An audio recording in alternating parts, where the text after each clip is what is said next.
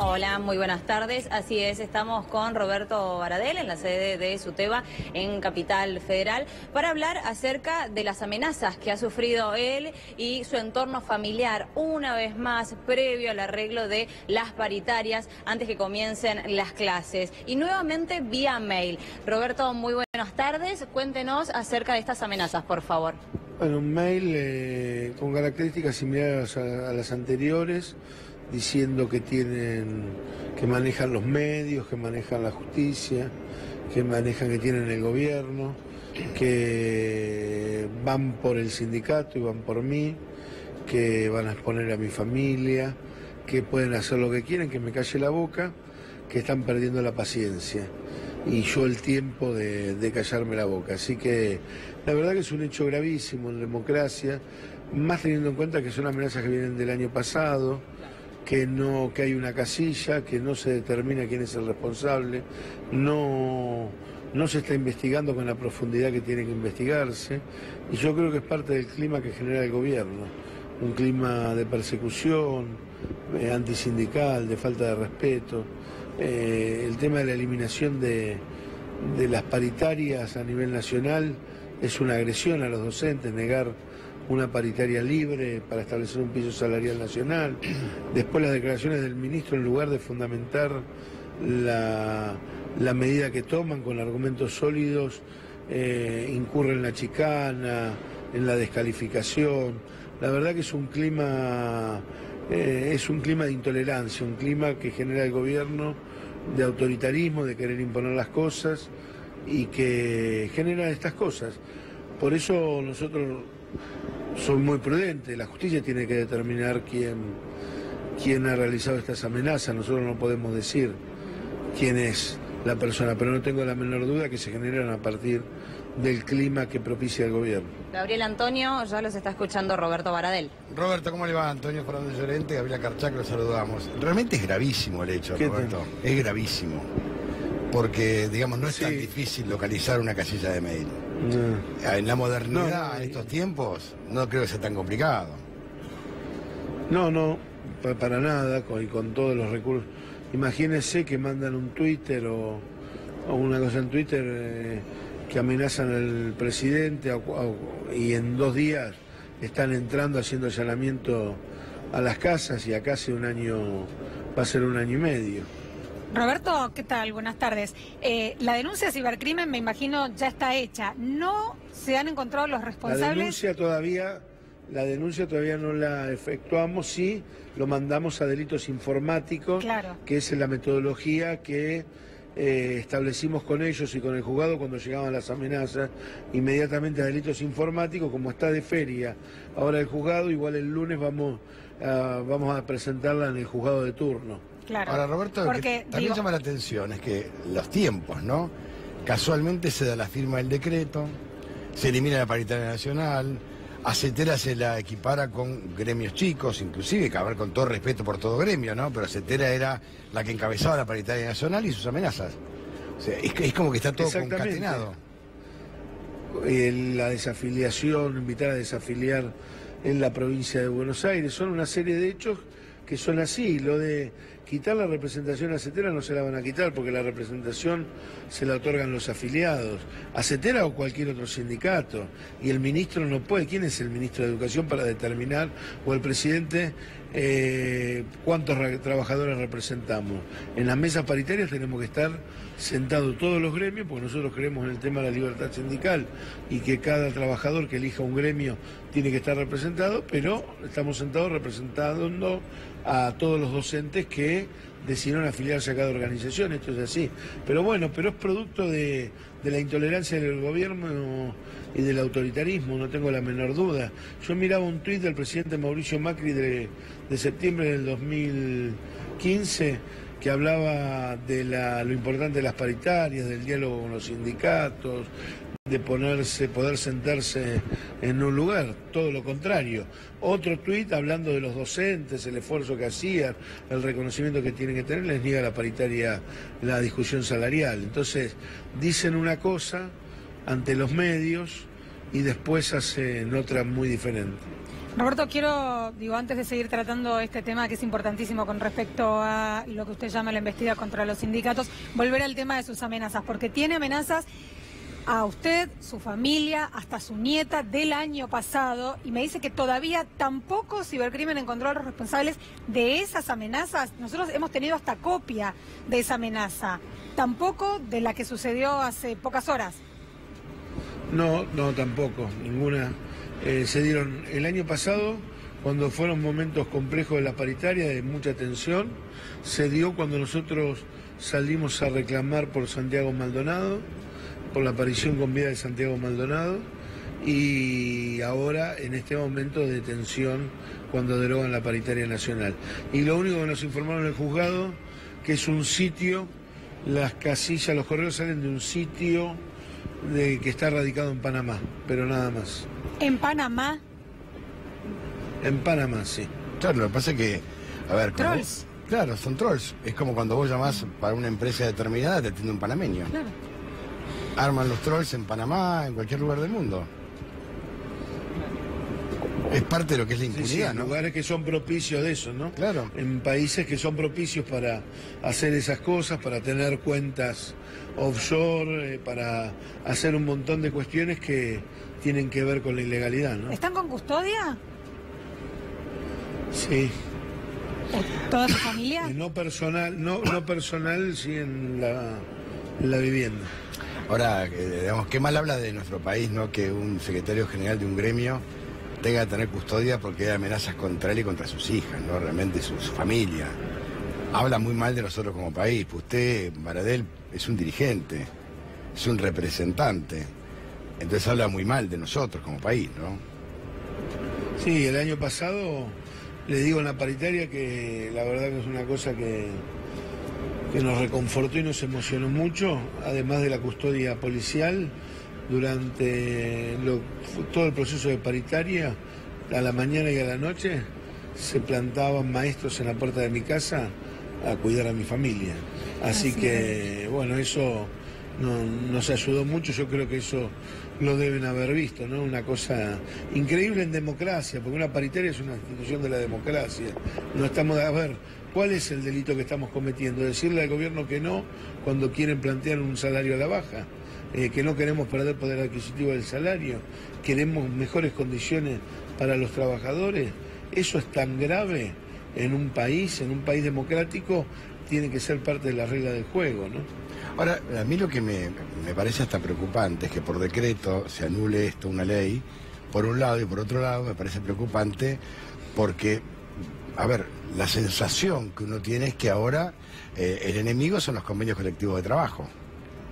Entonces sí, me parece claro, que esto es muy preocupante, porque es el derecho adquirido. Muy preocupante.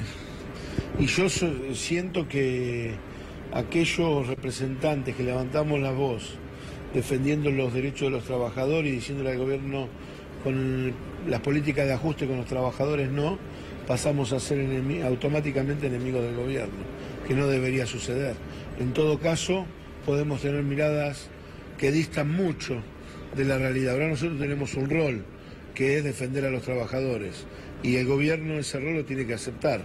Podrá estar de acuerdo o no con nosotros, pero lo tiene que aceptar porque las paritarias son por ley, la Constitución nos avala en cuanto a la organización de sindicatos, la libertad sindical, el derecho a huelga, son todas instituciones dentro de la democracia, no estamos por fuera de la democracia. Conquistas, en una época donde no había conquistas.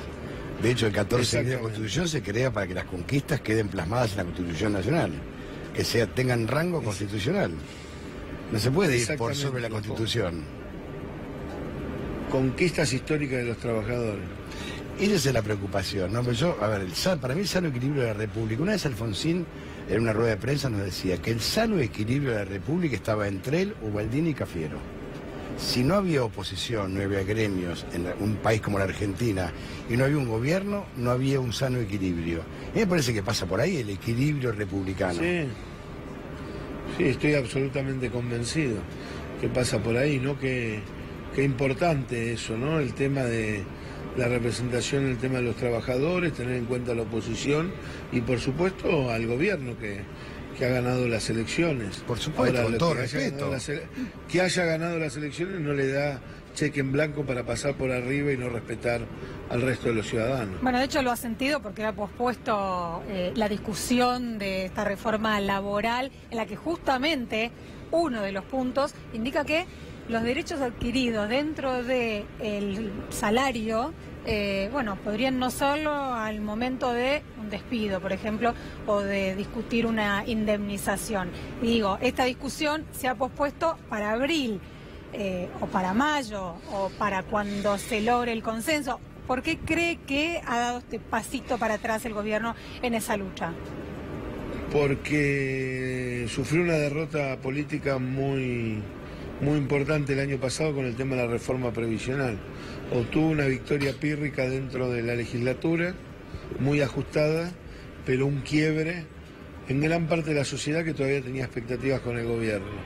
Y creo que la percepción mayoritaria fue que estaba mal, y está mal, que le metan la mano en el bolsillo a los jubilados o a los chicos que perciben la asignación universal por hijo.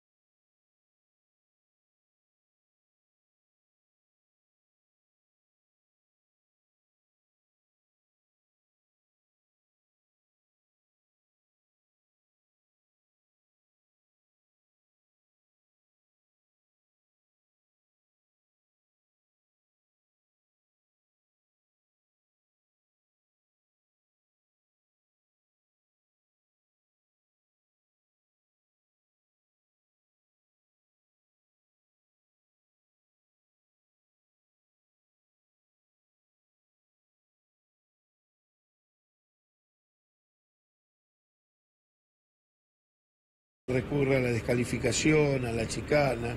Él cree que está en campaña electoral, en lugar de ocuparse de ser el ministro de Educación de la Nación. No deja mucho que desear en ese sentido. ¿Usted cree que es contra los docentes o contra la educación pública?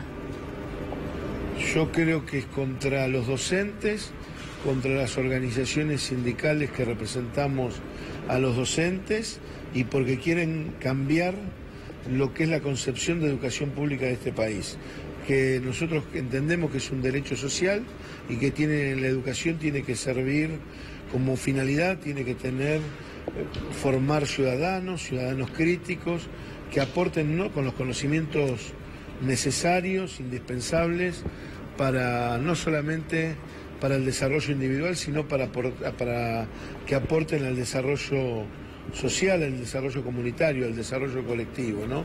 Y ellos creen en una educación más pensada, orientada hacia el mercado, ¿no? Donde la educación termina siendo, como todas las cosas del mercado, una mercancía y no un derecho social. Bueno, hablando de mercado... Lo dijo el presidente de la Nación, ¿no? Los que se cayeron en la educación pública o en la escuela pública. Los que tuvieron que caer en la educación pública. Tuvieron que caer, o sea que esa es la concepción. Ahí está claramente en la concepción de este gobierno con respecto al tema de la educación pública. Lo que pasa es que hay un tema también muy profundo, que es como la sensación que da que es achicar el Estado a tal punto de desfinanciarlo. O sea, la caja del Banco Provincia, las cajas que son independientes, en algunos casos tienen el 75% móvil, creo que van por eso también. Y después la otra es la pata del ANSES y el miedo que produce la AFP o FJP, ¿no? Porque creo que esa es la otra, que es desbancar totalmente al Estado, desfinanciarlo absolutamente.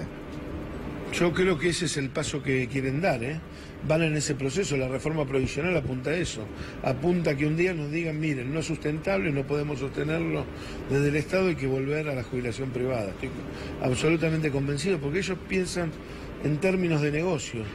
¿Cuántos negocios podemos hacer a partir de cuestiones que deberían ser derechos elementales, ¿no? La previsión social es una, la educación es otra, la salud es otra. La seguridad pública, la justicia, o sea, el Estado tiene un rol. La seguridad, la justicia. El Estado tiene un rol. El Estado exactamente tiene un rol. Y es patrimonio del Estado. Y después se la pasan hablando, pero además, lo contradictorio, que si uno ve los grupos empresarios, inclusive de la familia presidencial y el resto de los grupos, muchos de esos grupos empresarios, terminan enriqueciéndose a través del Estado. Bueno, es que el mejor negocio es la teta del Estado. Exactamente. Históricamente. Exactamente. Y le critican a los trabajadores o a personas que tienen que tener una asignación universal por hijo para tener un derecho mínimo de supervivencia en un país, ¿no? No, y a mí para ellos eso es gasto, es déficit fiscal. Usufructuar miles y millones de dólares en especulación y en contratos millonarios del Estado, eso entra en la legalidad. El resto es déficit fiscal. Lo que pasa es que el Estado no es una empresa. Una empresa no tiene jubilados, no tiene salud pública, no tiene educación pública, no tiene seguridad pública, no tiene justicia. Una empresa es, ¿cuánto voy a ganar? Hago tal negocio. Acá la sensación es que si se quiere cambiar al Estado o hacer un Estado empresario, y bueno, va a ser un Estado para 1 millón de personas. El resto estamos todos afuera. No, seguro. Sí. Estamos todos afuera. Lo grave, además, pareciera que el derecho a la vida que debería estar en la pirámide jurídica, en lo alto de la pirámide jurídica, parece que fuera el derecho de propiedad lo más importante, excepto la vida de los familiares y de aquellos que creen que tienen el poder porque tienen los recursos económicos. Claro, lo que pasa es que el Estado es más débil que haber, porque el Estado tiene como debe, si uno quiere, los jubilados, como debe, si uno quiere, se lo toma así como empresa. La salud pública, como debe, si uno quiere, tiene la educación pública, decía, no sé, tiene muchos debe. El haber hay que ver cómo se logra, pero los debe hay que estar rápidamente cumpliendo con ellos, porque tiene pobres, que una empresa no tiene pobres. O sea, hay otra cosa. Concebir a un Estado como empresa es un error gravísimo, porque es dejar al Estado... Además de creerse que son dueños del Estado, peor todavía. Eso es más grave todavía. Eso es más grave todavía. Y no equilibrar. Se creen que son dueños del Estado, como son dueños de sus empresas, y como en sus empresas hacen lo que quieren, creen que en el Estado también pueden hacer lo que quieren. Lo que me llama la atención siempre, Roberto, es que nunca la política fue capaz de convocar a todos los sectores para hacer un gran acuerdo nacional, para decir, bueno, a ver, vamos por parte, ¿no? La educación pública, la salud pública, la seguridad pública, la justicia, el derecho sindical, el derecho adquirido. O sea, no hay un gran debate, o nadie convoca a un gran debate, a un acuerdo tipo la Moncloa, para sacar adelante con políticas de 15 años, 20 años, 30 años, 40 años. Mire, en realidad es verdad que quizás no ha sido con varios temas. Ahora, con algunos temas se ha convocado. La ley de educación tuvo mucho debate. Me acuerdo. Y es más, este gobierno no tomó una sola medida que no tenga que ver con la ley de educación. No ha innovado absolutamente nada, excepto la pretensión de cerrar el Instituto de Formación Docente en la capital. Y sacar las netbook.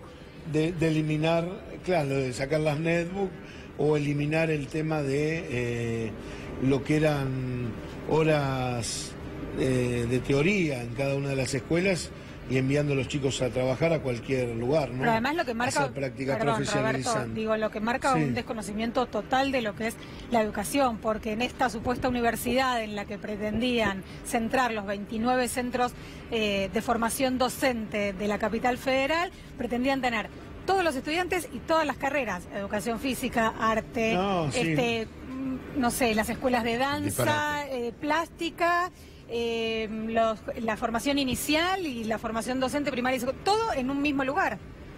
Digo, algo que es impracticable. No tiene la menor idea, y yo lo escucho al ministro además, que además es abogado.